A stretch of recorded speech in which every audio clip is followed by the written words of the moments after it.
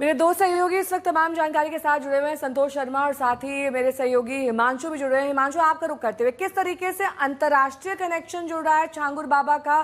क्या ऐसे सबूत हैं एटीएस के पास जो दुबई नेपाल तक उसके तार जोड़ते हैं? देखिए, दो चीजें जो अब तक एकदम साफ हो चुकी हैं। उसमें जो लैपटॉप बरामद हुआ था, उस लैपटॉप में से अगर आप देखेंगे तो 200 करोड़ रुपए के ट्रांजैक्शन की बात लगभग साबित सी दिख रही है, जो उसमें सारे डिटेल मिले हैं। 500 करोड़ विदेशी फंडिंग की बात सामने आ रही है। तो 300 करोड़ रुपए जो हैं वो नेपाल के रास्ते, जो आप हवाला के जरिए कह सकते हो, उसके जरिए ये रकम छांगुर तक पहुंची थी। तो वो जो पूरा रूट है, किस तरीके से विदेशों से पैसा अलग अलग देशों से आया। एक तो रूट नेपाल का था, जो अभी पूरा इन्वेस्टिगेट किया जा रहा है और देखा जा रहा है कि किस तरीके से, किस लेवल पे अलग अलग देशों में लोग शामिल थे और किस तरीके से पैसे इसके पास पहुंचते थे। और उसके बाद जब एक बार छांगुर तक वो पैसे पहुंचते थे तो उसको वो आगे जो अलग अलग टीमें उसने बना रखी थी। सबसे पहला जो काम था आइडेंटिफाई करना इलाका, कि किस इलाके में उन्हें काम करना है।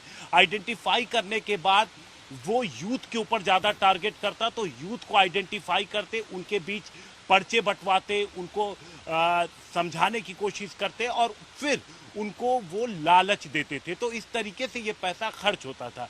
अब जिन देशों से पैसा इसके पास आया, खाड़ी देशों से पैसा आया, तुर्की और पाकिस्तान से इसके पास पैसा आया, तो ये सारी चीज़ें अब इन्वेस्टिगेशन की हैं।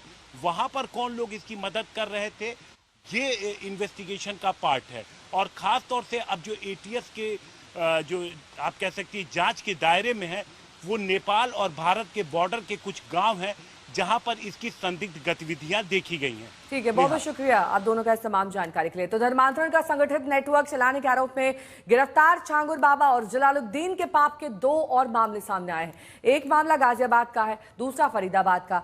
गाजियाबाद के एक परिवार ने आरोप लगाया कि छांगुर बाबा और उसके चेले बदर अख्तर सिद्दीकी ने मिलकर उनकी बेटी को गायब कर दिया। 2019 से लापता इस युवती की बहन के मुताबिक 24 अक्टूबर 2019 से उनकी बहन का कोई अता पता नहीं है। आरोप यह है कि अंतिम बार बदर अख्तर सिद्दीकी उसे कार में ले गया जिसमें पर्दे लगे हुए थे और 3 अज्ञात लोग सवार थे। इसके बाद युवती कभी घर वापस नहीं लौटी।